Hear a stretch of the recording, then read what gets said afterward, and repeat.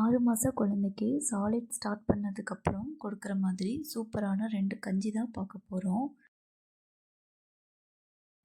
First அரிசி கஞ்சி. அதுக்கு 2 ஸ்பூன் அரிசியை தண்ணியில் 1 மணி நேரம் போல் நல்லா ஊற வச்சுக்கோங்க.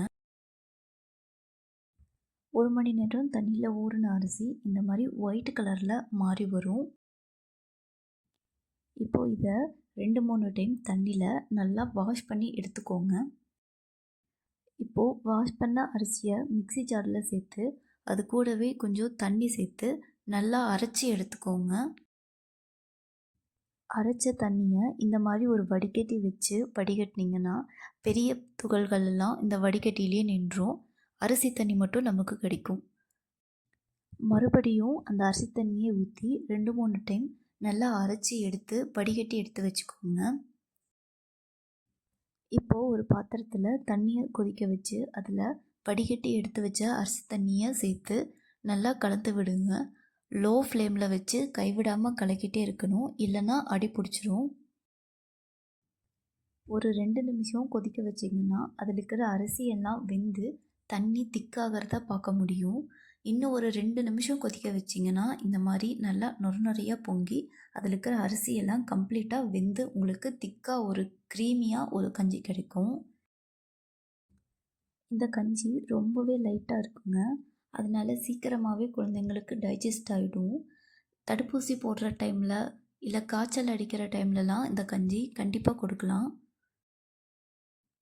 குழந்தைக்கு சாலிட் ஸ்டார்ட் பண்ணதுக்கப்புறம் எது ஃபஸ்ட்டு கொடுக்கலான்னு யோசிக்கிறீங்கன்னா கண்டிப்பாக இந்த அரிசி கஞ்சி ட்ரை பண்ணி பாருங்கள். ரொம்பவே சேஃபானது. அடுத்து கோதுமை கஞ்சி. அதுக்கு 2 ஸ்பூன் கோதுமையை ஒரு பவுலில் ஆட் பண்ணிவிட்டு தண்ணி விட்டு கட்டி இல்லாத அளவுக்கு கரைச்சி எடுத்துக்கோங்க.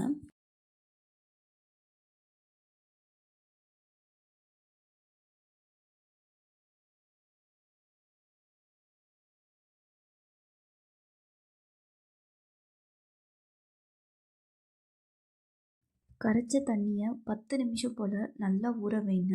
ஊற வச்சிங்கன்னா இந்த மாதிரி தண்ணி தெளிஞ்சு கீழே வந்து கோதுமை துகள்கள் படிகிறத நீங்கள் பார்க்கலாம். இப்போது ஒரு வடிகட்டியில் ஊற வச்ச கோதுமை தண்ணியை வடிச்சிங்கன்னா உங்களுக்கு கோதுமை பால் தனியாக கிடைக்கும். நான் வீட்டில் அரைச்ச கோதுமை மாவு யூஸ் பண்ணுறேன்.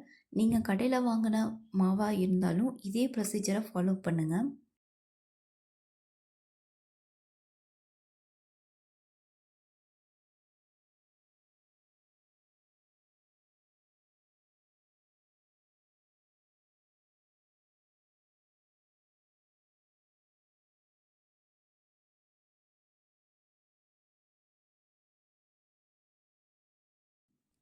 இப்போது ஒரு பாத்திரத்தில் தண்ணியை கொதிக்க வச்சு அதில் வடித்து எடுத்த கோதுமை பாலை ஆட் பண்ணி நல்லா கலந்து விடுங்க. லோ ஃப்ளேமில் கைவிடாமல் நல்லா கலந்துகிட்டே இருங்க. 2 to 3 நிமிஷம் போல் நல்லா கலந்து விட்டிங்கன்னா அதில் இருக்கிற கோதுமை நல்லா வெந்து உங்களுக்கு திக்காக ஒரு கஞ்சி கிடைக்கும். கோதுமை கஞ்சி குழந்தையோட வெயிட் கெயினுக்கு ரொம்பவே ஹெல்ப் பண்ணுங்க. அண்ட் ஆல்சோ ரொம்ப நேரம் பசி தாங்கும், ஃபில்லிங்காக இருக்கும்.